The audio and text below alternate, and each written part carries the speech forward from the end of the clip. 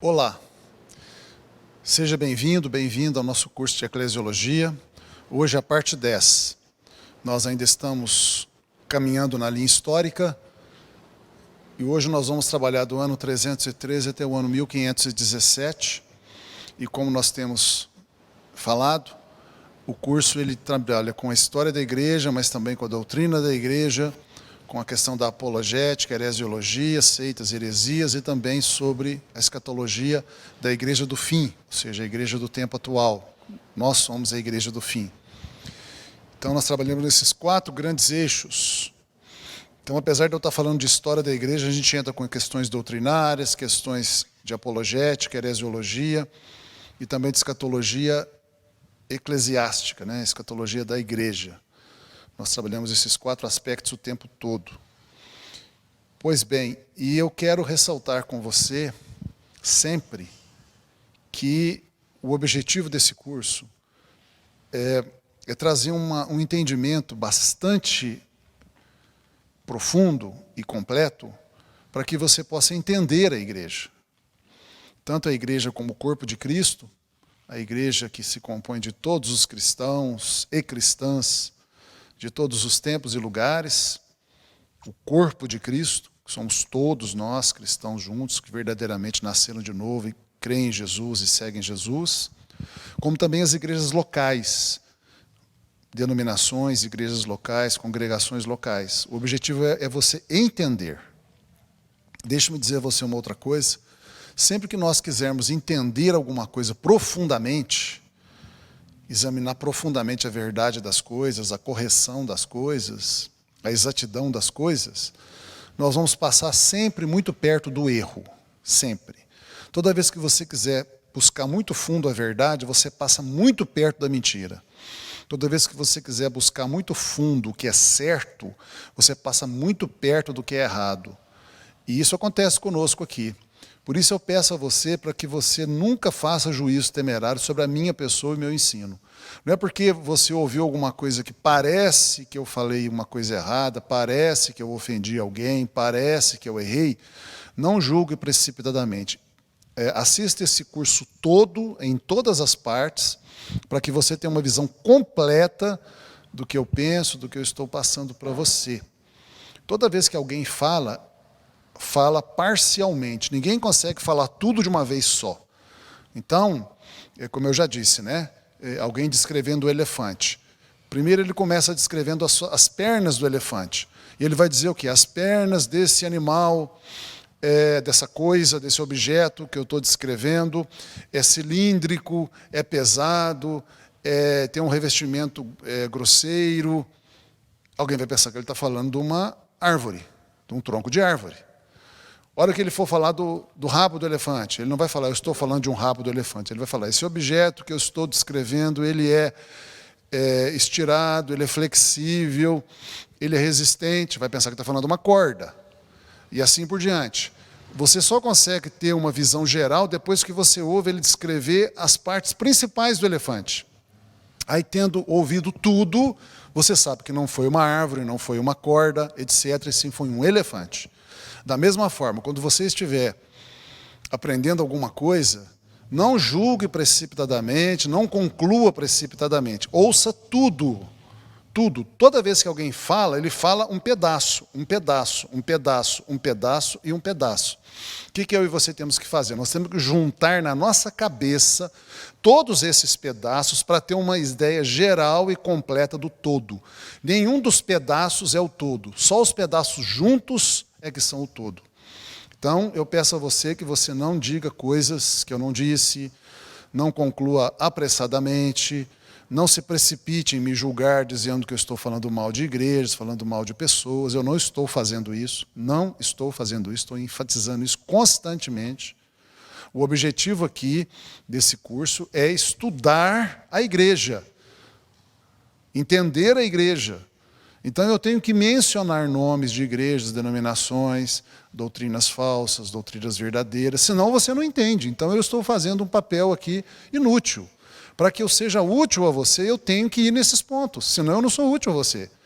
Eu vou ser aqui uma água morna, açúcar, um estudo bobinho, que não acrescenta nada, irrelevante, inócuo, que não fez você entender nada. Pelo contrário, talvez fez você entender até errado. Era melhor nem existir essa série de estudos se eu fosse fazer isso.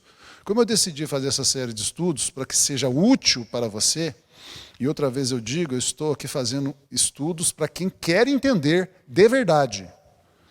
Pessoas que estão aí fazendo turismo aqui no YouTube, não é para você. Não é para você. Eu estou fazendo essa série de estudos para quem quer entender de verdade, profundamente e corretamente a igreja. Só para essas pessoas. Não estou preocupado com um monte de like, visualizações. Você vê que eu nem peço, porque a minha preocupação não é ficar famoso, ter um monte de seguidores e alisar meu ego, nada disso. Ganhar dinheiro, nada disso. Meu objetivo é servir aquelas pessoas que querem, de verdade e de fato, entender profundamente a igreja, como é ela, amar a igreja, ajudar a construir uma igreja correta, ter uma visão correta de quando as coisas estão num caminho errado, e assim por diante. Ou pessoas que querem realmente ser uma igreja fiel e verdadeira de Jesus Cristo. É para essas pessoas que eu estou aqui. Só para essas pessoas. As demais não me interessam, não estou fazendo para as demais pessoas. Se tiver aí 2 likes, 2 visualizações, essas duas pessoas é que me interessam. Ou 2 visualizações de pessoas diferentes, se forem diferentes. Essas pessoas é que me interessam. Então pode ser 1, 2, 10, ou 1000, ou 1 milhão, não me importa. Eu quero atingir o público, o meu público-alvo com esses estudos é quem quer entender de verdade, quem tem coração correto, quem quer entender de verdade as coisas. Não tem paixões por a denominação A nem B, não idolatra igrejas, nem pastores, nem bispos, nem apóstolos, nem missionários, nem profetiza, nem homem ou mulher algum, adora só a Deus, e sabe que todo homem é falível. Sabe que a Bíblia é a única regra de fé e prática, o único princípio e regra de fé e prático. Pessoa que ama a verdade, quer a verdade, ama a luz da verdade, a lucidez da verdade. É para essas pessoas que o estudo é feito. Tomara que você seja uma dessas pessoas. Pois bem, vamos começar agora com os slides da lição de hoje. Tem aí no primeiro slide a capinha, né, do nosso curso de escatologia. Outra vez eu digo que ele é completo no sentido de fundamentos, não de extensão. Ninguém consegue falar tudo de coisa alguma, então aqui é completo apenas no sentido de fundamentos. Nós vamos estudar do ano 313 ao ano 1517. O ano 313 é importante porque é o ano da conversão do imperador Constantino, que consolidou a grande divisão de igrejas que surgiu no ano de 250 aproximadamente. Constantino ele fortaleceu o lado que veio a ser a Igreja Católica. Nós podíamos dizer que, na verdade, Constantino foi o homem que criou mesmo, de fato, a Igreja Católica. Ela foi fortalecida por ele, ela veio existir de fato por ele. Então, por isso o ano é importante, 313, até o ano de 1517, que é o ano da reforma da Igreja na Europa, da Igreja Católica na Europa, também chamada de reforma protestante. Então, é nesse período que nós vamos estudar hoje. O próximo slide lembra a gente de quais foram os temas já estudados. A parte 1 foi a introdução sobre o mistério da igreja, a igreja como um mistério, agora revelado. O Antigo Testamento não sabia da existência da igreja, era um segredo de Deus guardado que ele revelou agora. Nós somos um mistério revelado de Deus à igreja. A parte 2, porque um cristão deve pertencer a uma igreja local. A parte 3, 4, 5. O próximo slide fala da parte 6. A história da igreja foi do início até o ano 100. A parte 7, a gente já falou dela. A parte 8, a parte 9, que teve partes A e B. E agora a parte 10. Hoje é a parte 10. No próximo slide, critério final e último. Eu estou frisando com vocês sempre que no final das contas, a Bíblia é o único princípio e regra de fé e prática. A teologia de uma verdadeira igreja deve ser bíblica. Ou seja, a gente vai falar muita coisa, tem falado muita coisa, e se a gente pudesse dizer, como que você resume a parte doutrinária, histórica também, na verdade as 4 partes, se tem uma maneira de Marcelo, você resume tudo? Todo esse curso de eclesiologia que você fez? Tem. Uma igreja verdadeira e boa é uma igreja bíblica. Ponto final. É isso. Tudo que eu estou falando aqui é desenvolvimento dessa ideia. Podemos estudar outros livros, ouvirmos outros falarem sobre Deus, assistirmos outros falando sobre teologia, etc., mas não tomamos nada disso como revelação de Deus, a não ser a Bíblia, ponto. Como a gente já disse, Deus tem duas revelações, a Bíblia e a natureza. A Bíblia é a revelação de Deus verbal, a natureza é a revelação de Deus não verbal, e Deus se revela pelos dois. A mais poderosa revelação de Deus é a Bíblia, não é a natureza, não é o universo nos revela muito sobre Deus, mas não tudo, nem o principal. O principal sobre Deus é revelado na Bíblia. Bem-aventurados aqueles que sabem ler o livro da natureza e sabem ler e podem ler e leem a Bíblia. O próximo slide tem a figurinha da Bíblia aí, você vê.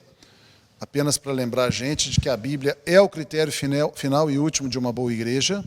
Uma igreja boa é uma igreja bíblica, sempre. Se a igreja que você faz parte não segue a Bíblia direitinho, não estuda a Bíblia, não prega em cima da Bíblia, não pratica em cima da Bíblia, você não está numa boa igreja. Não está. Próximo slide, eu vou desenvolver essas ideias. Número 1. Ter a Bíblia como fonte única de doutrinas sobre Deus e as coisas de Deus tem implicações fortíssimas. Devemos entender estas implicações, pois esta atitude de ter a Bíblia como fonte única de doutrinas sobre Deus e as coisas de Deus define uma igreja verdadeira mais do que qualquer outro princípio. Próximo slide, ponto número 2.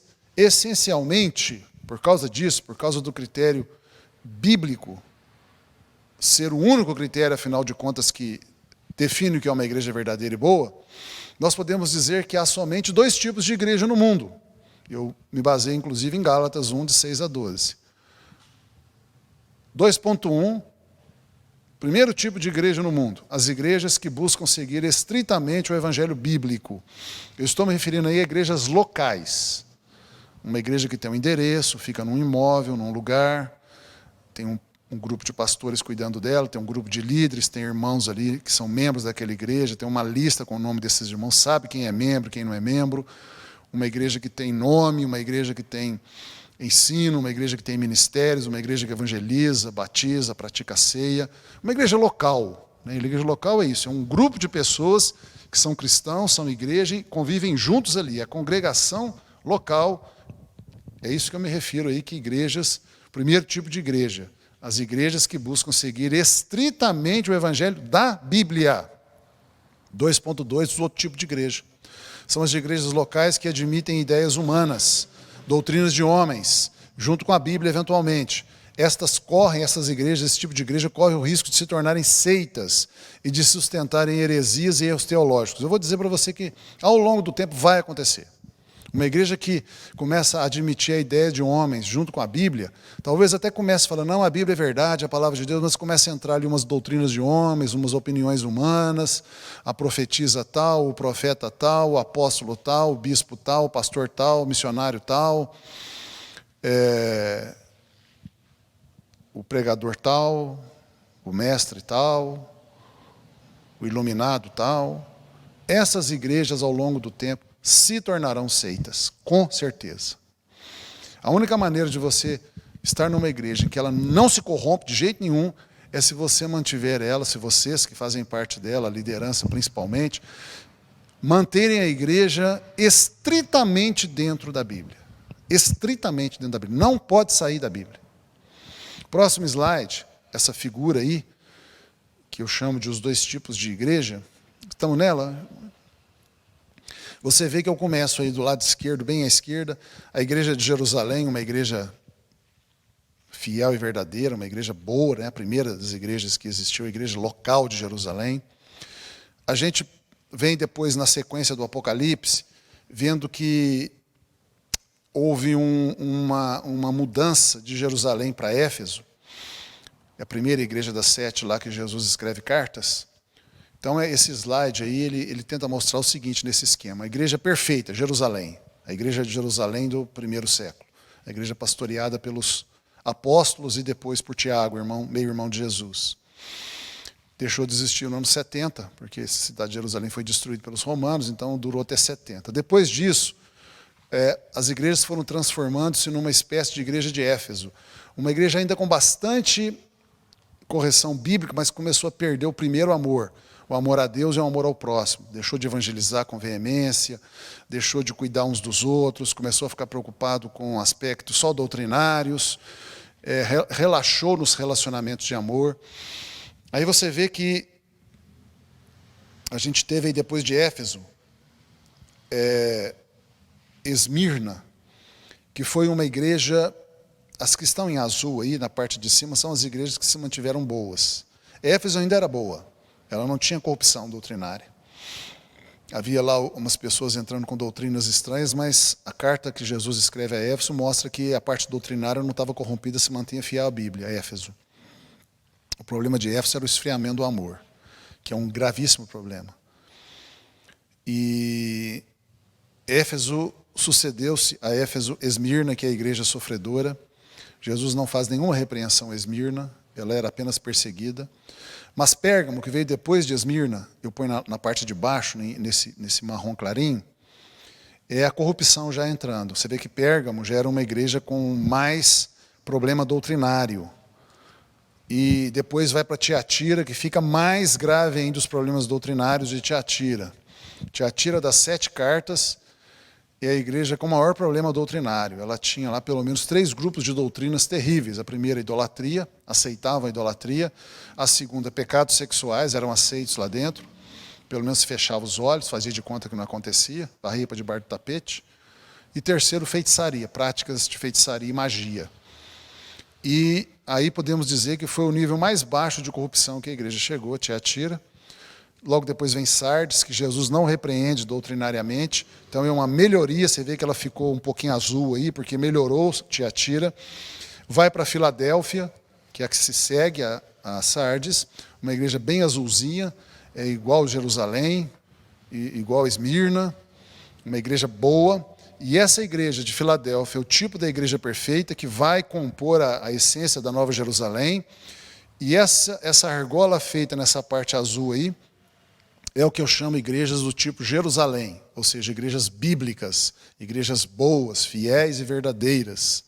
Na linha de baixo, Laodiceia piora, fica horrível a igreja, tanto é que Jesus tem que falar que para a igreja se converter, ou seja, a igreja passou a ser não convertida, e isso vai ser a alma da grande Babilônia, que essa argola de baixo mostra as igrejas do tipo Babilônia, que imitam a verdadeira igreja de Jerusalém. E esse círculo, esse retângulo pontilhado aí, que une os 2 círculos, está entre os 2 círculos, são as igrejas de hoje. Então hoje nós temos 4 tipos de igreja. 2, fundamentalmente, né? As igrejas fiéis e verdadeiras e as igrejas que estão se corrompendo doutrinariamente. E podemos dividir esses 2 grupos em 4. Tiatira, que é o grau máximo das seitas. Sardes, que é uma igreja que está no meio do caminho entre igrejas fiéis e verdadeiras e igrejas corrompidas. Filadélfia, que é a igreja perfeita, a igreja fiel e verdadeira. E Laodiceia, que junto com Tiatira está no grupo das igrejas corrompidas das seitas. Nós podíamos dizer que Tiatira é o símbolo, o modelo perfeito da igreja católica. Quando você lê a carta de Jesus a Tiatira, você vê claramente ali a igreja católica, claramente. Tiatira é a igreja católica, o primeiro tipo de igreja que existe hoje.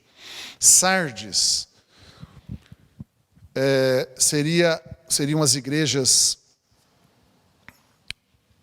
não católicas, vamos dizer evangélicas, que têm uma doutrina até bastante correta, usam a Bíblia, mas as pessoas da igreja não são verdadeiramente comprometidas com o Evangelho. Seria uma espécie de igreja evangélica fria, uma igreja que não evangeliza, que não ama os irmãos, que não cumprem a grande comissão.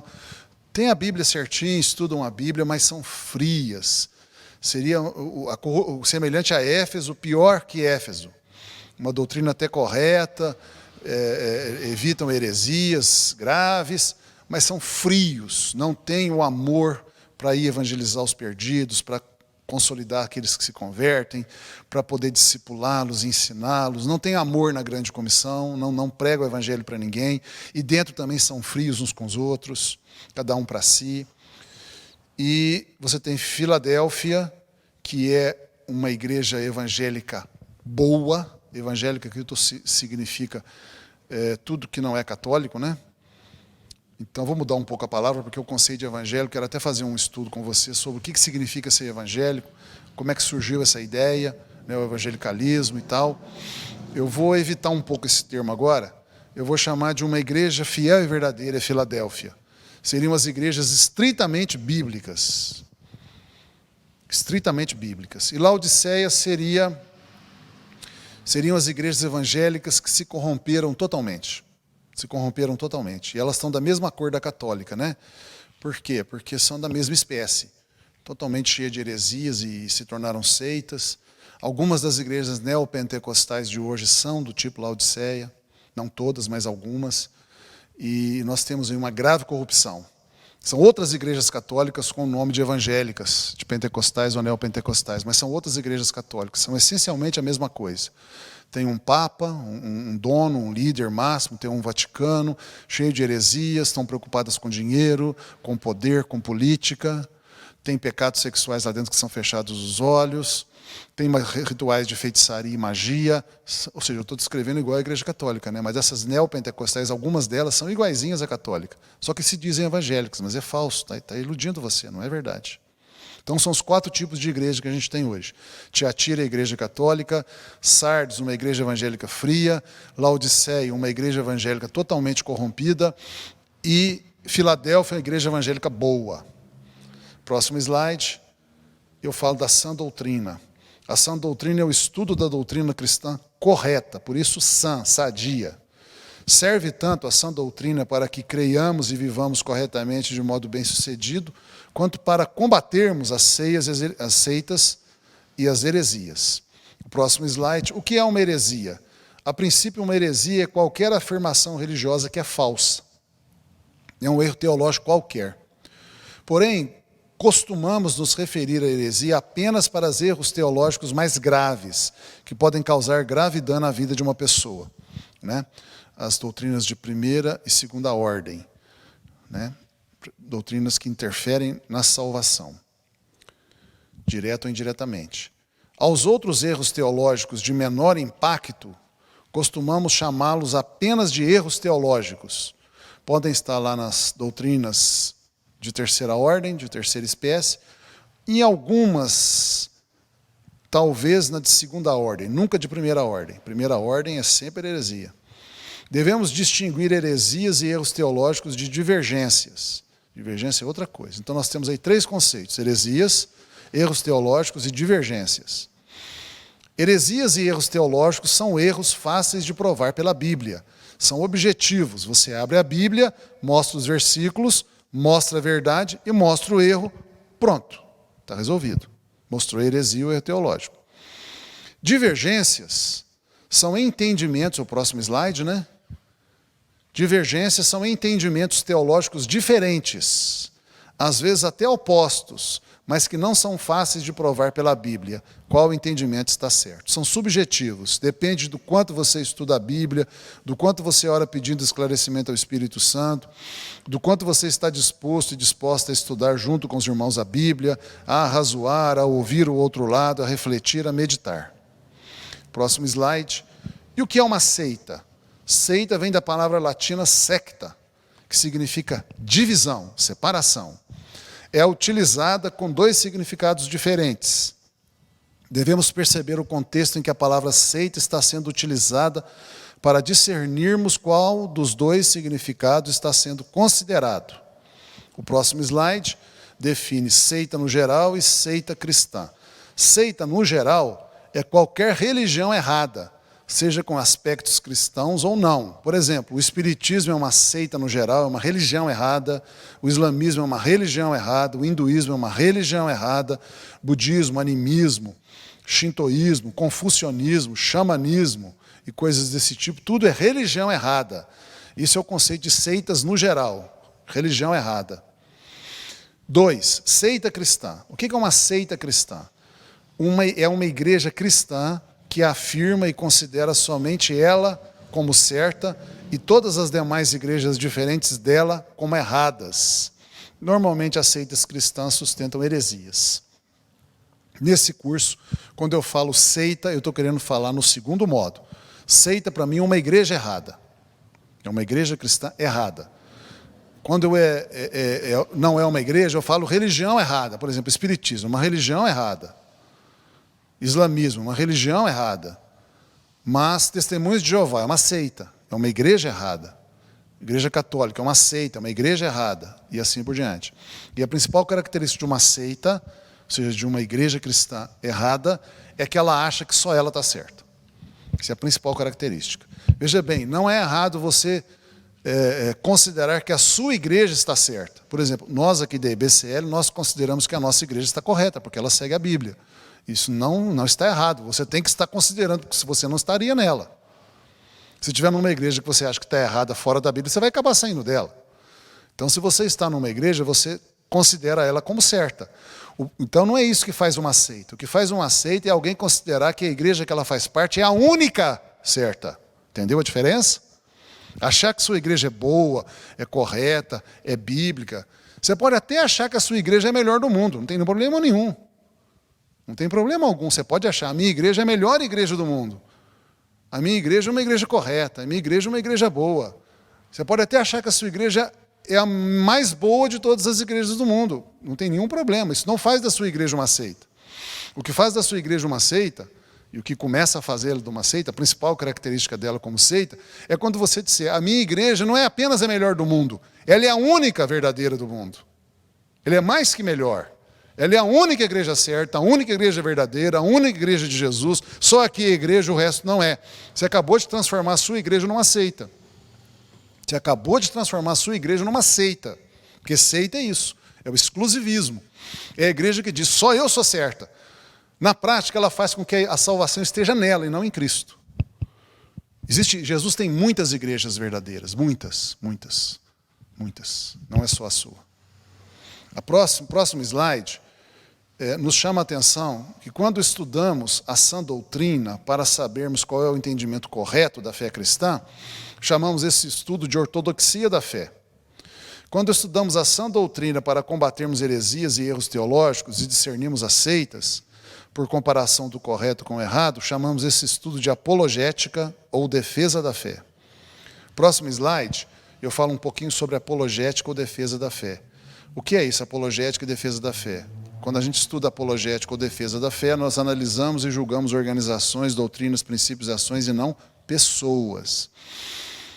Nosso objetivo não é falar mal de outras igrejas e religiões, mas sim alertar sobre os erros e enganos que há no mundo.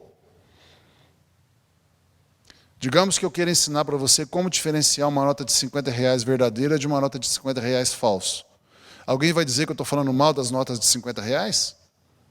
Não estou falando mal das notas de R$50. Estou apenas ensinando você a separar uma nota de R$50 verdadeira de uma nota de R$50 falsa. Eu estou te ajudando. Você vai me agradecer. Se alguém me ensinar, eu vou agradecer também. Obrigado. Principalmente se eu for um comerciante, uma pessoa que está ali lidando com o dinheiro todo dia. Se eu sou de um supermercado, o dono ou o caixa do supermercado, eu vou querer aprender a separar uma nota de 50 verdadeira de uma nota de 50 falsa, porque senão eu vou ser muito enganado, vou ser lesado, prejudicado. Ninguém vai dizer, não, ele está falando mal das notas de R$50, que coisa feia, que coisa errada, ele está julgando as notas de R$50. É claro que eu estou julgando a nota de R$50 para saber qual é verdadeira e qual é falsa. Lógico. É a mesma coisa que alguém vende tênis Nike falsificado. Você não vai querer saber qual é as características do verdadeiro e do falso, para não comprar o falso? Comprar gato por lebre. Ele está falando mal dos tênis Nike, ele está falando mal de tênis. Não estou falando mal de tênis, eu estou mostrando como se separa o verdadeiro do falso. Imagina isso para alimento. Imagina para alimento. Como é que aprender como é que você separa o verdadeiro alimento do falso alimento? O falso alimento pode te matar, vai te intoxicar, vai te fazer ficar doente. Ele está falando mal dos alimentos. Como assim eu estou falando mal dos alimentos? Eu estou ensinando a separar o bom alimento do ruim alimento, o verdadeiro alimento do falso alimento. Jesus fez isso o tempo todo. A Bíblia faz isso o tempo todo. As cartas pastorais fazem isso o tempo todo. Pedro faz isso, Paulo faz isso, Jesus fez isso. O Velho Testamento faz isso. Isso é coisa boa. Cuidado com pessoas que ficam falando que não pode julgar as outras religiões, que coisa feia, que a Bíblia proíbe. A Bíblia não proíbe julgar. Ela proíbe julgar pela aparência. A Bíblia diz, não julgue pela aparência, mas sim quando você for julgar, e você vai ter que julgar as coisas, senão você não consegue decidir nada, julgue pela reta justiça, ou seja, use critérios bons e corretos para julgar as coisas. É o que eu estou fazendo, estou usando a Bíblia para julgar todas essas coisas. É o que nós estamos fazendo aqui. O próximo slide continua nos chamando a atenção para alguns pontos sobre a apologética ou defesa da fé. Se nós não alertarmos sobre isto, sobre heresias e seitas, pessoas podem cair nestas armadilhas. Uma das funções do ensino bíblico é prevenir contra as heresias e seitas. Porém, mostrar as heresias de uma organização ou igreja não significa condenar as pessoas dessa organização ou igreja, todas as pessoas, não significa. É claro que algumas pessoas lá são culpadas da heresia e da seita. Claro. As organizações e igrejas são feitas de pessoas. E se tem coisa errada lá, são pessoas que estão ensinando e pregando e fazendo coisa errada. O que eu quero dizer com isso aqui é que eu não estou, quando eu mostro as heresias e erros de uma igreja, eu não estou condenando todas as pessoas da igreja. Não estou fazendo isso. Lá dentro é que se descubra quem são os errados. Provavelmente a liderança. Grande parte dela, pelo menos. Um ou outro membro também. Mas eu não estou enfatizando pessoas, eu estou enfatizando o conjunto, a organização, as ideias, as doutrinas, para que a gente possa analisar as doutrinas. Todo o nosso julgamento aqui é julgamento de doutrina. Próximo slide, eu dou um exemplo. Por exemplo, a ICAR é a sigla de Igreja Católica Apostólica Romana, sustenta muitas heresias, escândalos, pecados e erros. Mas nem por isso nós dizemos que todos os católicos estão perdidos, todos os católicos não conhecem a Deus, todos os católicos são maus, não falamos isso. Todos os católicos compactuam com os pecados e erros de sua organização eclesiástica. Não estamos falando disso, não estamos falando isso. Sabemos, temos certeza que vários católicos e católicas são homens e mulheres de Deus, estão lá por circunstâncias, nasceram lá, não conhecem outra igreja, não tiveram como a oportunidade de estudar mais profundamente a Bíblia, mas são pessoas de um coração correto.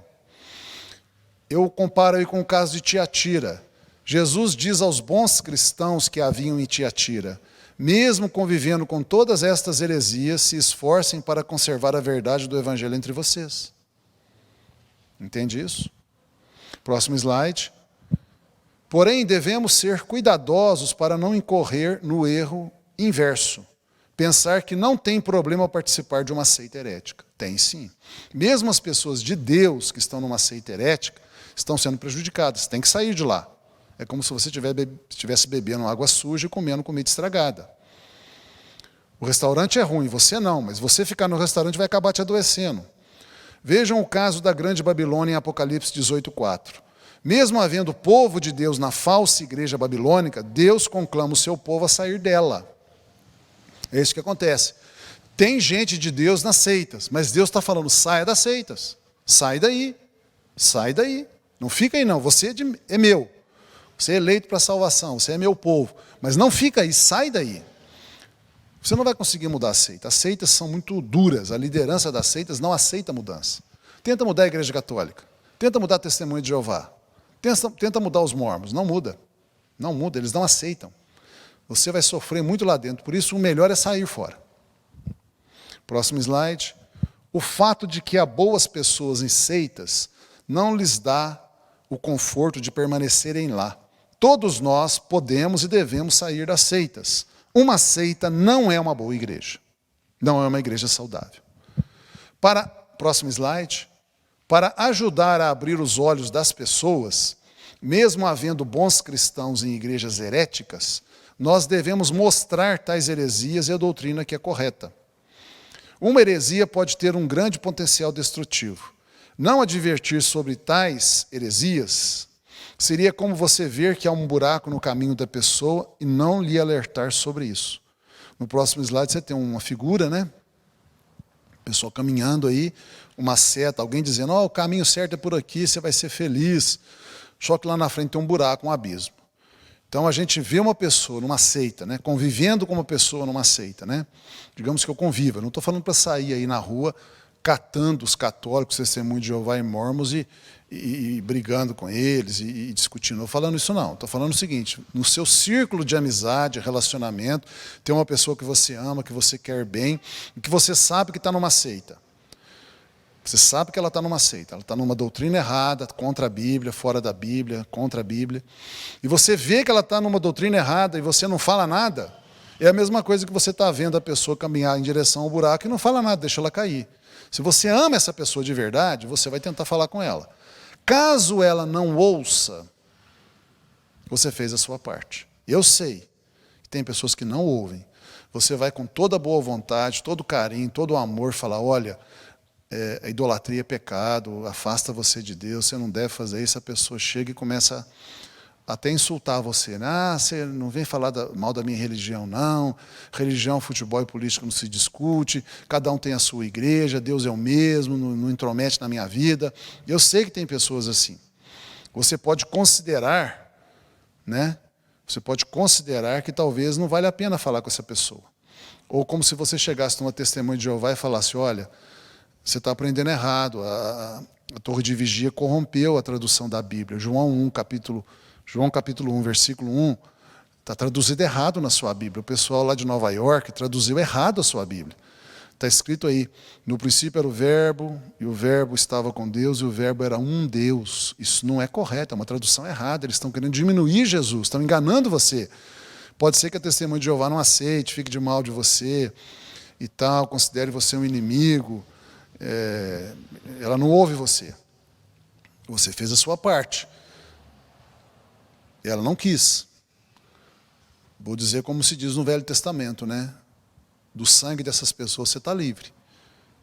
Você fez a sua parte, ela não quis ouvir. Às vezes a gente insiste. Se é uma pessoa que a gente ama muito, uma pessoa da família, né? Um filho, uma filha, um irmão, um pai, mãe, a gente insiste mais, mesmo às vezes recebendo ofensa e ofensa e ofensa e tal, a gente insiste mais, por amor, né? Por amor. Mas algumas pessoas às vezes param de fazer isso, porque Jesus falou assim, não lanceis vossas pérolas aos porcos, nem deis o que é santo aos cães. Não lanceis vossas pérolas aos porcos, para que estes, voltando-se, não vos dilacerem. É o que Jesus falou, né? Está lá nos Evangelhos, pode procurar na chave bíblica que você vai encontrar esse versículo, esse ensino de Jesus. O que Jesus falou? Porco não sabe o valor das pérolas. Você joga a pérola para ele, ele quer o quê? Milho, lavagem, ração. Aí você joga a pérola. O porco não percebe que a pérola é muito mais valiosa que a lavagem, que a ração e que o milho. Com aquela pérola, ele pode comprar a fábrica de ração inteira. Mas ele não percebe o valor da pérola. E a hora que ele dá uma dentada na pérola, a pérola é dura, quebra o dente dele, ele fica com raiva de você e vai para cima de você e te morde, te ofende, te machuca. Aí Jesus falou, não faça isso. Para que você vai sofrer à toa? Você está falando de Jesus para uma pessoa, você está falando o caminho certo, você está ensinando o certo. A pessoa começa a te insultar, te ofender, te perseguir. Jesus falou, para de fazer isso. Não fala com ela mais. Não joga suas pérolas aos porcos, para que estes, voltando-se, não vos dilacerem. Então, às vezes, a gente tem que parar de falar. A gente fala uma vez, talvez duas, a pessoa nos ofende, né? A pessoa critica a gente, a pessoa é grossa, a pessoa ela demonstra um coração vaidoso, orgulhoso, soberbo, ela despreza você, ela xinga você. O que você faz? Pode parar, não falo mais. Talvez Deus use outra pessoa, talvez uma situação quebra o coração dela. Se você vê que abriu uma oportunidade para você falar, então você fala. Ou então permanece não falando. Nós não somos obrigados a ficar falando para as pessoas tudo o tempo todo. Nós somos chamados a pregar o Evangelho a todos, a ensinar todos que forem oportuno ensinar, mas a gente também tem aí de Deus o direito de falar, não, eu vou me proteger. Eu vou me proteger, vou proteger minhas emoções. Não quer ouvir? Então não falo mais. O próprio Deus faz isso, né? A Bíblia diz que Deus entregará algumas pessoas à operação do erro. Porque são pessoas que não deram crédito à verdade, antes amaram a mentira. Então tem hora que tem pessoas que Deus para de falar com ela. Para de falar. Ela vai seguir o caminho dela até a destruição. Deus abandona ela à sua própria sorte. Abandona ela no seu próprio ego, no seu próprio obsessão pelo erro, obstinação pelo erro, e Deus não fala mais com ela, não. Ela vai até o inferno, sozinha. Triste estado, chama-se operação do erro. Próximo slide.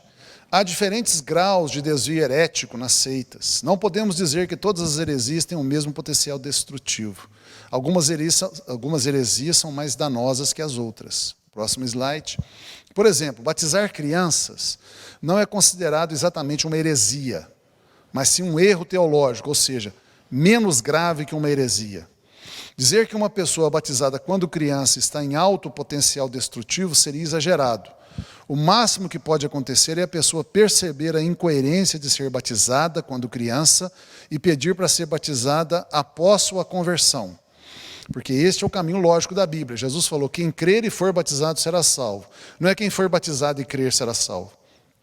A ordem na Bíblia sempre é, primeiro crê, depois é batizado. Primeiro crê, depois é batizado. Quando batiza uma criança, inverte a ordem. Primeiro é batizado, para depois talvez a pessoa crer.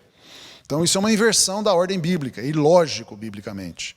É ilógico até mesmo do significado do batismo. Porque o batismo é o significado externo, exterior, de alguém que já creu no seu interior. Uma criança não sabe o que está fazendo. Estou falando de uma criança pequenininha, né? Não estou falando de uma criança de 7, 8 anos, 9 anos, que talvez entenda. Estou falando de um neném. Próximo slide. Nem toda heresia ou erro teológico faz de uma igreja uma seita cristã. Uma igreja é considerada seita cristã quando, número 1, ela mesma diz que somente ela é a verdadeira igreja de Jesus. Chama-se exclusivismo isso. 2, a organização afirma, a igreja afirma, que a salvação acontece por você pertencer àquela igreja, àquela organização. Não é Jesus que te salva, é a igreja que te salva. 3, a organização sustenta heresias ou erros. Essas são as 3 características de uma seita. Toda igreja que tiver essas 3 características é uma seita.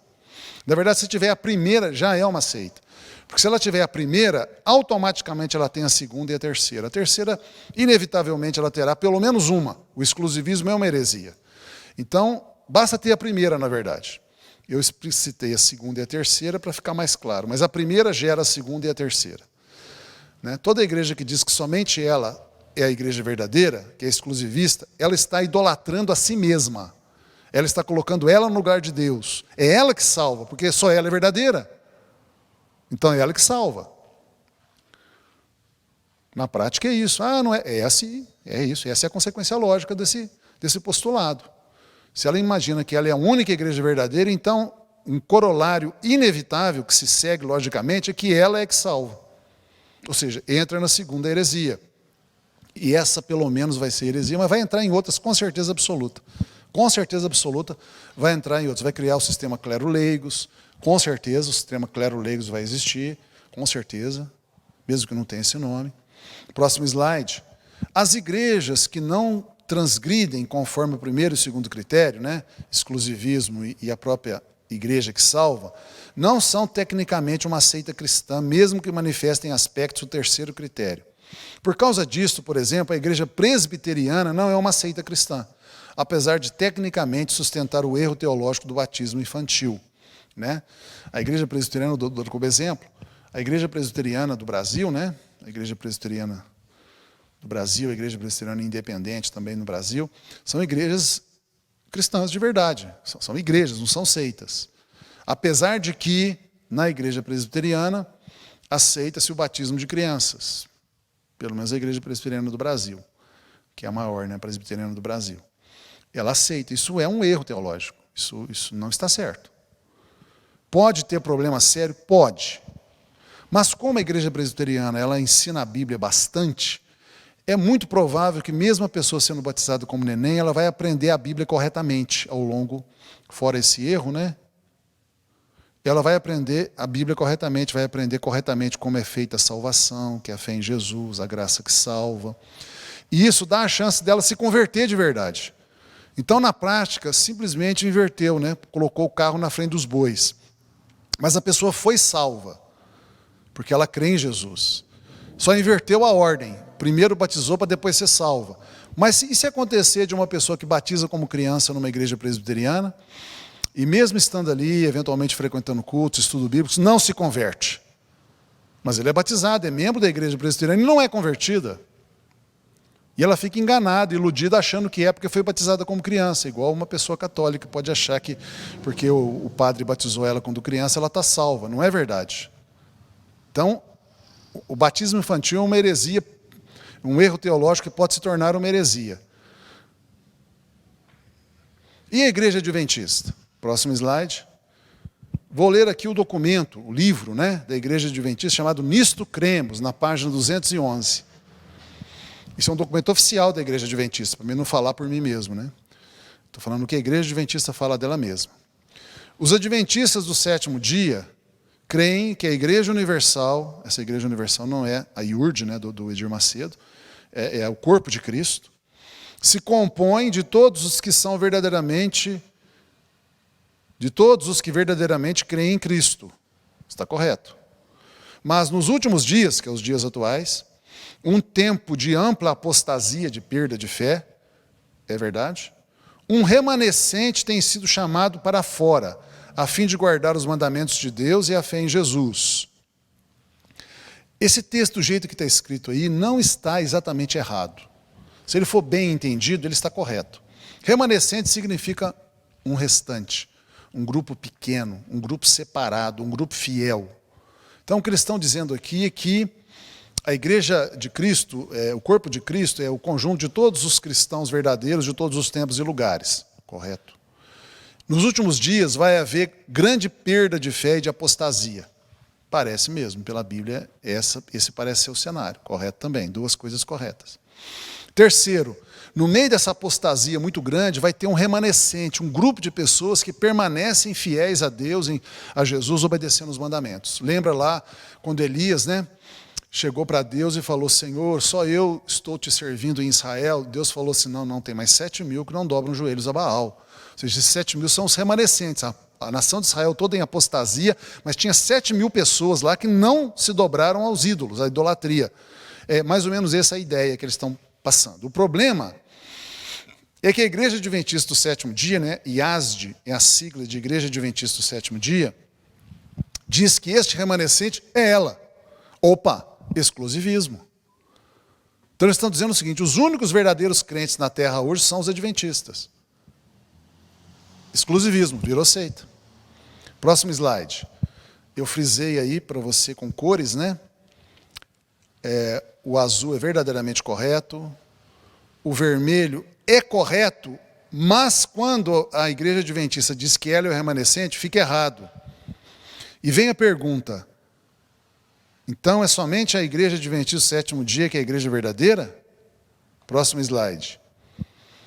Não há nenhum problema ou erro uma pessoa considerar que sua igreja é boa. Pode até mesmo considerar que a sua igreja é a melhor que existe, não tem nenhum problema. Se um membro da igreja adventista do sétimo dia considera que ser este remanescente, que é a única igreja verdadeira do tempo do fim, é apenas dizer que a igreja adventista é uma boa igreja, ou mesmo ser a melhor igreja, não podemos dizer que esta pessoa transformou a igreja adventista numa seita por isso.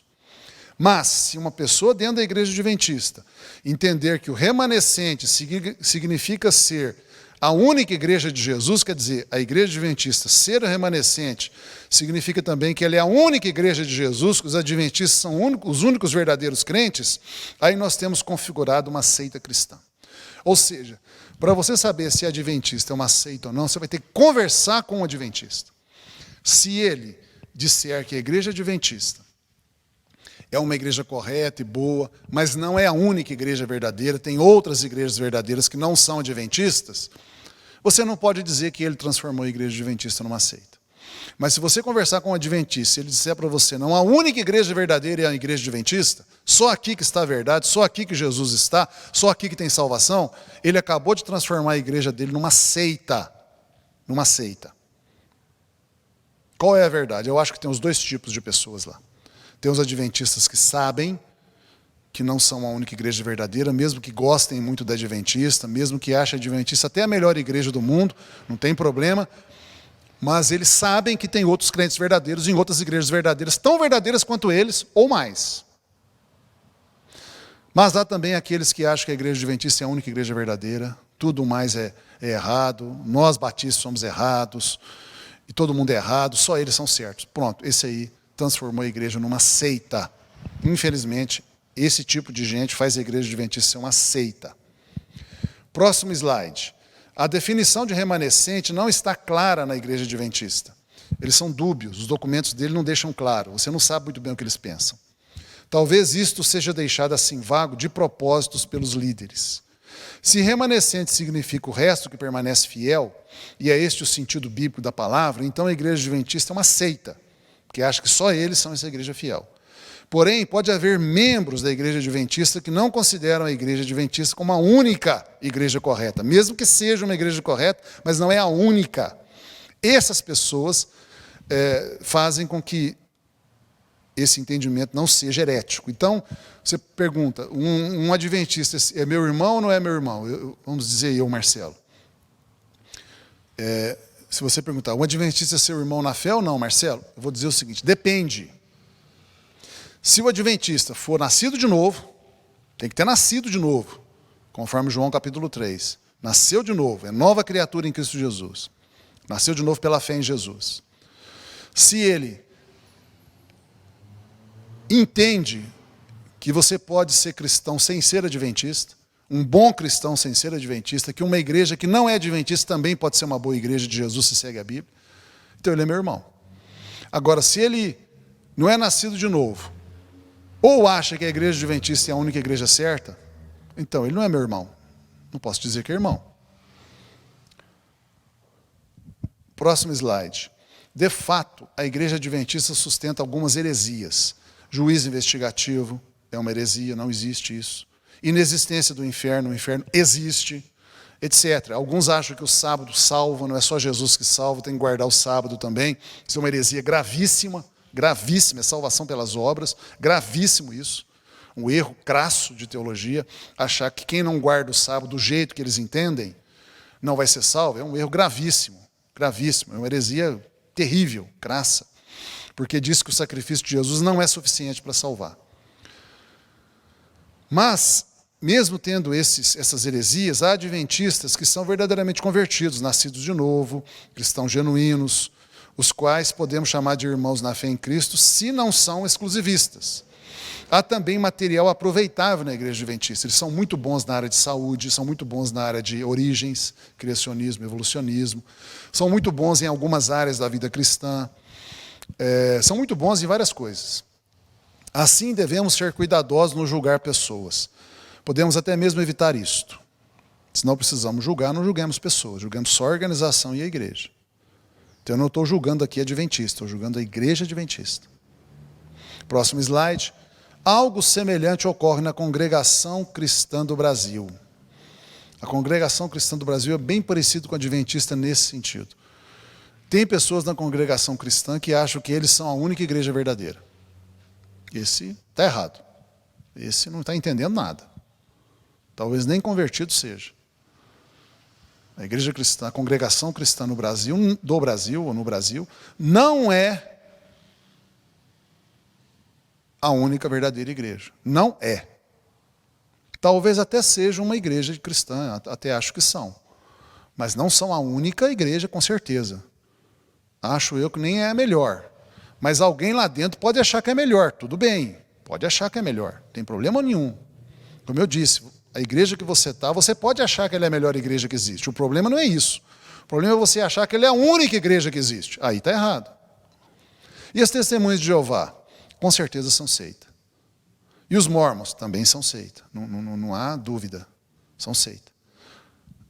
A congregação cristã é seita ou não é seita? Depende, igual adventista. Algumas pessoas que você conversar lá, eles vão dizer que ela é a única igreja correta, então ele transformou a igreja dele numa seita. Outros vão dizer que não, a congregação cristã não é a única igreja correta, tem outras igrejas corretas também. Aí ele não transformou a igreja dele, a congregação cristã, numa seita. Vai depender de com quem você conversa. Testemunho de Jeová não depende de quem você conversa. Todo mundo lá acha que eles são os únicos certos. Mormons também, todo mundo lá acha que eles são os únicos certos. Então, a maioria, a esmagadora maioria acha isso. Então, eles são seitas. Apesar de que uma dada organização religiosa possa ser uma seita cristã, isso não quer dizer que não hajam pessoas de Deus nelas. Veja o caso extremo da Grande Babilônia em Apocalipse 18:4. Talvez você está se perguntando, mas o título hoje não é a história da igreja de 313 até 1517? É. Eu estou fazendo toda essa introdução bem detalhada sobre seitas e heresias, porque essa época aqui da história, ela foi marcada profundamente pela grande profusão de heresias que se consolidaram na Igreja Católica. Então, para me falar disso, eu tenho que estar tratando muito profundamente o que é uma heresia e o que é uma seita. Esse tempo aqui foi a formação grossa, né? A formação caudalosa de heresias. E isso houve um conflito terrível nesse tempo da igreja herética católica. A igreja católica era a única igreja herética nessa época, versus as igrejas verdadeiras. Daqui a pouco você vai ver isso. Então essa é a razão pela qual eu estou gastando tanto tempo aqui com você explicando isso. Próximo slide. Voltemos ao potencial destrutivo de uma heresia. Uma heresia que conduz à idolatria, por exemplo, deve ser duramente combatida, pois a idolatria causa um enorme mal à vida das pessoas. Outro exemplo de heresia com alto poder destrutivo é proibir transfusão de sangue. Pode matar pessoas, isso. Outra heresia com alto poder destrutivo: dizer que Jesus não tem a natureza divina, não pode ser adorado, não pode receber nossas orações, é um mero Deus com D minúsculo, que tira da pessoa a comunhão com Jesus. A Bíblia diz que nós não podemos conhecer a Deus a não ser na face de Jesus Cristo. Por isso é tão perigosa essa heresia. Próximo slide. Há alguns pontos teológicos que são polêmicos, para os quais não podem ser considerados heresias, são apenas divergências. Por exemplo, se a igreja vai passar ou não pela grande tribulação. A melhor interpretação bíblica mostra que a igreja não vai passar pela grande tribulação. Mas aqueles que acham que a igreja vai passar pela grande tribulação não estão em heresia por isso. É apenas uma divergência teológica. Alertas bíblicos contra o perigo das heresias. São só desses versículos aí que eu não vou ler. Fica aí apenas para registro seu, se você quiser ler lá com mais cuidado. Não devemos subestimar o ensino errado que contamina e destrói. Você vê isso em Oséias, Apocalipse. Em Apocalipse 17, 1-2, descreve a grande Babilônia e diz lá que ela bebe vinho e dá esse vinho para todas as nações beberem também. E esse vinho é entendido como doutrinas falsas. Então, as doutrinas falsas é como se fosse uma bebida alcoólica que inebria as pessoas, que entorpece as pessoas. É por isso que é tão difícil você conversar com um católico, com um testemunho de Jeová, com um mormon, com pessoas envolvidas em heresias. Eles bebem um vinho, uma bebida alcoólica que deixa eles como bêbados, entorpecidos. Você já conversou com um bêbado? Você não consegue conversar com um bêbado. Você vai conversar com um bêbado, ele não pensa direito, ele não raciocina direito. A bebida alcoólica bagunçou a cabeça dele e ele só fica falando as coisas que ele quer, aquelas coisas ruins. Ele não ouve o que você fala, ele não consegue raciocinar com o que você fala, ele mesmo não raciocina bem. Isso é o que acontece com as pessoas envolvidas em heresias. Não todos, mas muitos. Só a pessoa que ama a verdade mesmo é que não vai ser contaminada pelo torpor da heresia, que é um vinho inebriante.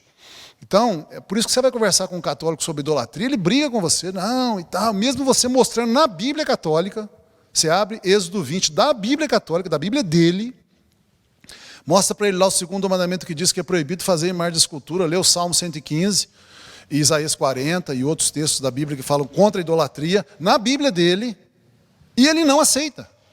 Você fica assim, mas como é que pode? Eu estou mostrando na Bíblia dele. Como é que pode ele não entender na Bíblia dele? É porque ele está bêbado pelas doutrinas falsas, pelas heresias que ele fica ouvindo dos padres, dos teólogos católicos. Ele está bebendo o vinho do furor da prostituição de Babilônia. E ele fica embriagado por aquelas doutrinas falsas, como um bêbado que você encontra na rua. Mesma coisa o testemunho de Jeová. Você vai conversar com o testemunho de Jeová sobre os erros lá, eles não aceitam. Mesmo você mostrando o erro, Não todos, né? Mas a maioria não aceita, porque eles estão bêbados, embriagados pelo vinho do furor da prostituição de Babilônia.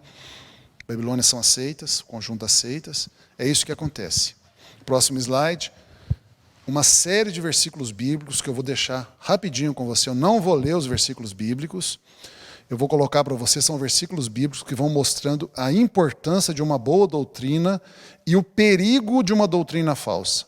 Esse texto de Gálatas, capítulo 1, de 7 a 9, é fundamental porque ele resume todos. Paulo diz que uma doutrina falsa, um evangelho falso, especialmente um evangelho falso, ele deve ser amaldiçoado. Alguém que prega um evangelho falso deve ser amaldiçoado. Palavras da Bíblia, do apóstolo Paulo, do Espírito Santo, não são minhas. Está aí para você ver. Está aí para você ver. Antes de alguém me criticar, leia a Bíblia. Leia a Bíblia aí, leia você a Bíblia. Tem gente que critica levianamente, né? Não sabe o que fala. Parece um bêbado também. Eu estou mostrando para você a Bíblia. Está aí na Bíblia. Está na Bíblia. Anátema. A palavra anátema significa maldito. Paulo está mandando amaldiçoar a pessoa que ensina o evangelho falso. É o que está na Bíblia. Aí vamos passar os próximos slides para você. Apocalipse 2 mostra o perigo de uma doutrina falsa. Mais ainda, próximo slide.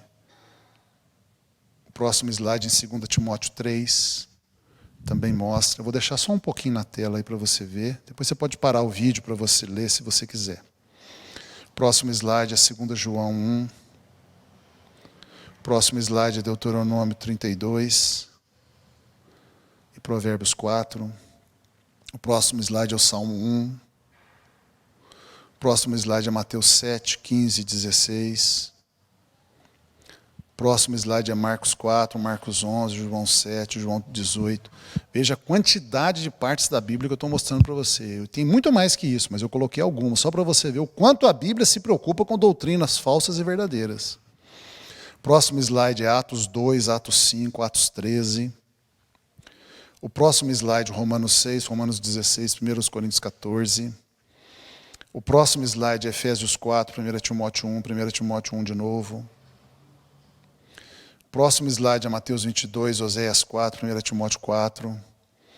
O próximo slide é 1 Timóteo 4, 2 Timóteo 3. O próximo slide é 2 Timóteo 4. O próximo slide é 1 Timóteo 6. O próximo slide, Tito 1, 2 Timóteo 2, Tito 2. Próximo slide, Hebreus 13, 2 João 1, 2 João 1 de novo. Próximo slide, Apocalipse 2. Viu quantos textos bíblicos? Falando sobre a importância de uma doutrina correta e como uma doutrina falsa é odiada por Jesus.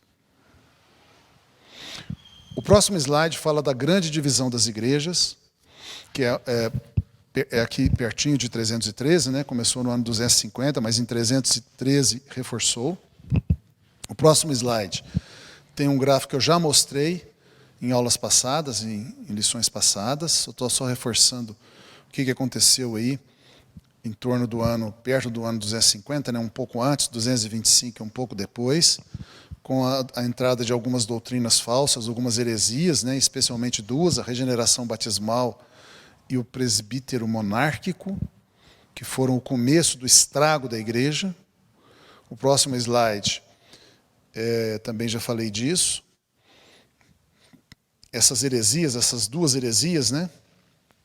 A regeneração batismal, que diz que uma pessoa ela nasce de novo quando ela toca na água do batismo e sai da água do batismo, ou seja, quando a pessoa é batizada na água, a água faz a pessoa nascer de novo. Né? Se não for a água física, o ato em que envolve a água faz ela nascer de novo. Isso é regeneração batismal, isso é falso. Não é a água, nem o ato envolvendo a água que faz nascer de novo. O novo nascimento é uma operação do Espírito Santo na pessoa.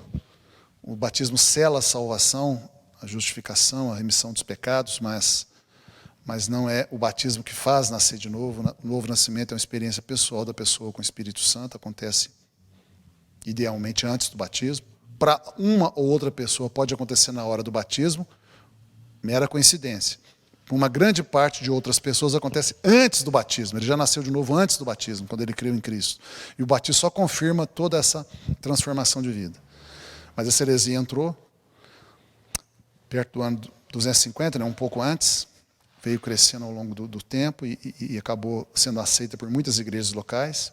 A outra heresia que entrou foi do presbítero monárquico, que entre os pastores de uma igreja, um deveria ser o rei, chamado bispo também, campeão da fé, que é mais santo que os outros, que está mais perto de Deus que os outros, que sabe mais sobre as coisas de Deus que os outros, que sabe interpretar a Bíblia mais que os outros, que sabe governar mais que os outros, ou seja, o campeão da fé.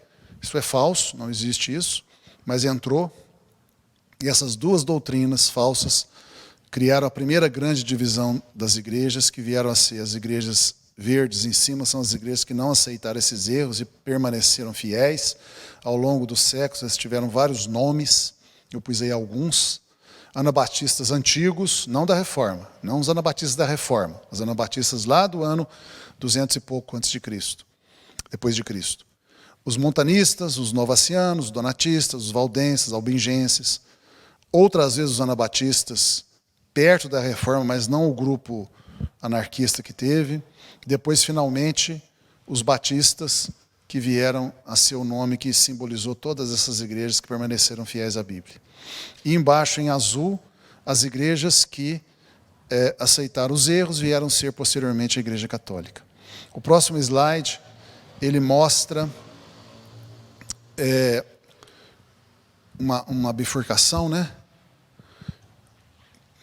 A linha reta são as igrejas fiéis, que vieram a ser chamadas batistas depois. Nós já falamos que não precisa ter o adjetivo batista no nome, e ter o adjetivo batista não garante que é bíblica. É melhor dizer, a linha reta são as igrejas que permaneceram fiéis à Bíblia, e a linha para o lado direito aí são as igrejas que deram origem às igrejas católicas, e foi mostrando os vários desvios ano a ano, são apenas alguns, tem muito mais que isso aí. O autor desse material é um documento que eu tenho em mãos, um documento sobre a Igreja Católica, e essa série de datas aí foram algumas heresias que a Igreja Católica foi introduzindo na igreja e foram corrompendo ela mais ainda. Essa linha aí, em azul, é o ano de 1517, quando então Lutero, né, fez ali a reforma mais definitiva, mais forte, no sentido político da coisa, e entrou e foi mudando a Igreja Católica, transformando algumas igrejas católicas em igrejas reformadas, corrigindo os erros que a Igreja Católica estava andando, tentando fazer esse braço do lado direito voltar para o lado certo. Nós já falamos disso na lição passada. Antes de 1517, antes de Lutero, houve muitos reformadores. João Hus, 100 anos antes dele, padre católico, na cidade de Praga, na República Tcheca. Tentou reformar a Igreja Católica, ficar de acordo com a Bíblia, mas a Igreja Católica o matou, queimado. Savonarola também tentou reformar a Igreja Católica, era um padre católico italiano que tentou reformar a Igreja Católica também o matou. Wycliffe, e assim vai. Muita gente tentou reformar a Igreja Católica, mas foram mortos pela Igreja Católica. A Igreja Católica matava as pessoas que queriam corrigir os erros dela. E é desse jeito mesmo que eu estou falando, matava. Alguns historiadores chegam a dizer que a Igreja Católica tem mais sangue nas mãos que os imperadores romanos que promoveram as 10 perseguições. Alguns historiadores dizem que o número de cristãos das igrejas fiéis que a Igreja Católica matou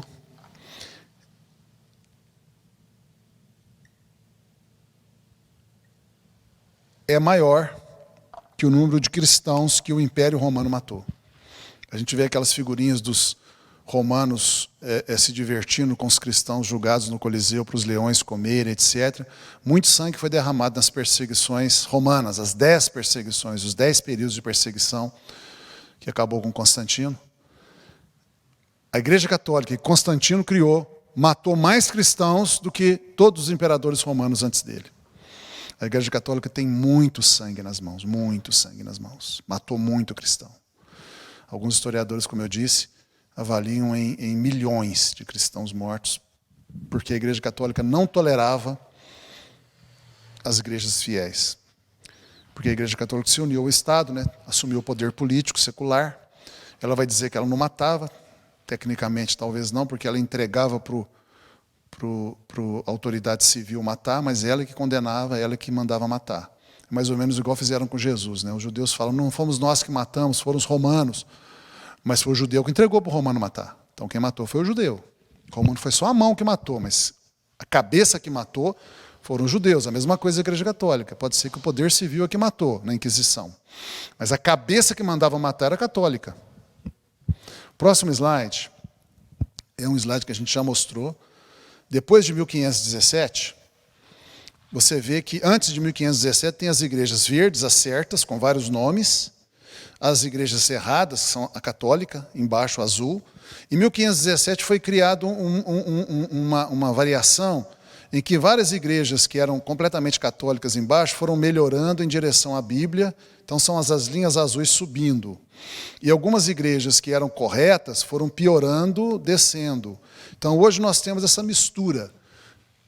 Na forma pura, a igreja fiel, que seria uma batista completamente fiel à Bíblia, e uma igreja católica completamente corrompida, e tem as igrejas reformadas, que são melhorias da igreja católica em direção à igreja fiel, e igrejas fiéis que foram se corrompendo, começaram fiéis à Bíblia, mas foram se corrompendo, se transformando em coisas cada vez mais parecidas com a igreja católica. É o que se encontra hoje, por exemplo, em algumas igrejas neopentecostais, aqui no Brasil principalmente. E no próximo slide, eu coloco para você algumas cenas de martírio dos cristãos da igreja verdadeira, mortos pela igreja católica herética, nesse período. A primeira que você vê é uma pessoa sendo condenada à fogueira. Essa era uma forma de julgar na fogueira, né? Põe numa escada amarrada, depois julgava a escada com a pessoa no fogo. Esse é um exemplo de um cristão de uma igreja verdadeira sendo condenado pela igreja católica à morte pela fogueira. O próximo slide são torturas que eram feitas pela igreja católica para obrigar a pessoa a negar a fé verdadeira e aceitar o catolicismo. E aí você está vendo um tipo de tortura, né? A Inquisição tinha vários tipos de tortura. Não foram só os cristãos verdadeiros que sofreram com a Inquisição católica. Judeus também sofreram e outros grupos. No próximo slide, você vê aí uma outra tortura. Né, você vê o padre católico lá, o bispo católico, o cônego católico lá, aprovando essa tortura, queimando os pés de uma pessoa com brasa viva para obrigar ela a negar a sua fé e aceitar o catolicismo. Próximo slide, era uma outra maneira pela qual eles queimavam as pessoas, né? Pendurava ela numa corrente e punha ela no fogo para ela morrer queimada ali, como se fosse um churrasco, né? Mais ou menos isso. Desse jeito que você está vendo que eram as coisas. Os historiadores dizem que milhões de pessoas foram mortas assim. É provável que alguns católicos vão questionar, mas existem historiadores sérios que avaliam em milhões de pessoas que foram mortas pela Inquisição, pela Igreja Católica. Próximo slide, afogamento também. Em especial, os batistas, anabatistas, eram mortos por afogamento muitas vezes. Parecia uma ironia, né? Já que vocês acreditam no batismo por imersão, nós vamos matar vocês afogados na água. Então, jogavam no mar bravio para morrer lá, sozinhos. Às vezes amarravam pedras no pé das pessoas, para elas caírem lá no fundo e morrerem afogadas. Amarravam as mãos para trás e os pés com uma pedra pesada. Ou amarravam os pés e as mãos, não é a próxima uma cadeira. A pessoa sendo afogada numa cadeira. O próximo e último slide é isso, amarrava as mãos e os pés da pessoa para que ela fosse afogada nas águas. Muitos e muitos cristãos verdadeiros foram mortos por afogamento pela Igreja Católica. Né? A única perseguição que tinha nesse período aqui era da Igreja Católica, porque o Império não perseguia mais, o Império Romano não perseguia mais. Estou falando principalmente da Igreja na Europa. A história da Igreja fora da Europa, eu não vou tocar nesse curso, porque ela é pequena, vamos dizer, não é significativa, apesar de extremamente importante, é claro, mas para entender a igreja, basta a gente focar na igreja da Europa e depois da América, para a gente entender bem o que é a igreja hoje. Então, nesse período aqui, não havia perseguição, a não ser pela Igreja Católica. A única organização que perseguia cristãos era a Igreja Católica, por incrível que pareça. Nós estamos, então, terminando a série de slides. Esse é o último slide. E sobre a Igreja Católica, eu vou falar um pouco mais dela. Nesse período aqui, a Igreja Católica fez muita coisa boa. É o que você vê em Tiatira. Se você abrir a sua Bíblia em Apocalipse e ver como Jesus fala de Tiatira, como eu disse a você, a Igreja de Tiatira é o retrato perfeito da Igreja Católica. Você vê que Tiatira é uma igreja com pecados horríveis. Pecados horríveis. Mas Jesus fala uma coisa muito forte para ela, Apocalipse 2, 18. Ao anjo da igreja em Tiatira escreve, e é Jesus mandando João escrever, o seguinte: estas coisas diz o Filho de Deus, que tem os olhos como chama de fogo e os pés semelhantes ao bronze polido. Conheço as tuas obras, o teu amor, a tua fé, o teu serviço, a tua perseverança e as tuas últimas obras mais numerosas do que as primeiras. O Senhor Jesus elogia Tiatira. Ele está falando das pessoas de Deus que estão lá, é claro. Não são dos idólatras, não são dos promíscuos, não são dos feiticeiros que estão lá dentro. São dos verdadeiros cristãos que estão em Tiatira. Assim também a Igreja Católica, apesar de ter essa nódoa horrível na sua história, ela tinha e tem pessoas de Deus que fazem obras impressionantes e muito importantes. Nesse período aqui, por exemplo, ela fundou escolas por toda a Europa e fundou as universidades. As universidades são criação da Igreja Católica, né, das pessoas de Deus que viviam dentro, que existiam dentro da Igreja Católica. Hospitais, orfanatos. A mesma coisa acontece, por exemplo, com uma igreja que pode ser uma seita hoje, vamos dizer assim. Pode ser que os mormons façam coisas bonitas. Eu não sei se tem obras sociais dos mormons, mas podem fazer. Então, o que acontece com as seitas é que, frequentemente, as seitas, elas fazem algumas coisas muito boas. E eu digo mais, as seitas só existem, na minha opinião, porque algumas coisas elas fazem muito corretamente. Elas têm um monte de coisa errada, mas elas têm algumas coisas muito corretas e fazem muito bem feito. Melhor, às vezes, que uma igreja verdadeira. Então, a Igreja Católica ela tem muitos méritos, até hoje. Lavras mesmo, Santa Casa de Misericórdia, era sustentado durante muitos anos, hoje não, mas no passado era freiras que sustentavam, faziam muita caridade, o asilo ainda é cuidado pelas freiras. Então, a Igreja Católica é uma igreja curiosa, ela tem muitas coisas erradas, mas tem pessoas de Deus lá dentro que fazem coisas certas. Um dia essas pessoas vão sair dela, nem que seja na ressurreição, né? Não vão ser católicos mais. A Igreja Católica vai acabar, inclusive, né? Depois da volta de Jesus, a Igreja Católica vai acabar. Não vai existir a Igreja Católica mais. Só vai existir a Igreja de Jesus verdadeira. Então, esse é um aspecto importante, que a Igreja Católica tem muitos méritos até hoje, como Jesus fala para Tiatira. Conheço as tuas obras, o teu amor, a tua fé, o teu serviço, a tua perseverança. Então, existe elogio, existe pessoas de Deus nessas seitas. Não é isso mesmo? Estou enfatizando com você essas coisas. Muito bem. Com essa lição nós encerramos, com essa palavra nós encerramos a lição de hoje. Que Deus te abençoe e possa acrescentar ao seu coração, à sua mente, ao seu intelecto, mais entendimento sobre isso. Vou procurar deixar para você agora um outro quadro, um outro slide, que você vai estar vendo agora. Está em inglês, né? Está em inglês aí. The Trail of Blood, né? O rastro de sangue. É um mapinha, um esquema de um livro muito famoso, chamado Rastro de Sangue, que é uma espécie da história das igrejas fiéis ao longo dos séculos, até hoje, praticamente. Esse gráfico foi feito pelo autor, né, o Dr. Carroll, e ele aí faz basicamente o que eu fiz também. A parte de cima são as igrejas erradas, e a parte de baixo do gráfico são as igrejas corretas. A parte de cima das igrejas erradas, você vê que em algum momento você teve aí ramos dentro da Igreja Católica que foram se diferenciando e foram criando outras igrejas. E a parte de baixo, você vê os vários nomes, né? Montanistas,